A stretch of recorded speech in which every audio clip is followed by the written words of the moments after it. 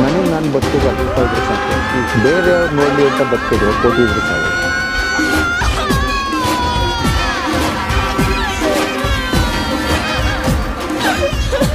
ಧೈರ್ಯ ಇದ್ದವನ್ಗೆ ಒಂದು ಸಾಣೆ ಕಲ್ಲು ಬೇಕಾಗಲ್ಲ. ವಿಷ್ಣುವಿನ ತಾಳ್ಮೆ ಇರಲಿ, ಆದ್ರೆ ನರಸಿಂಹನ ಕೋಪ ಯಾವತ್ತೂ ಮರಿಬೇಡ.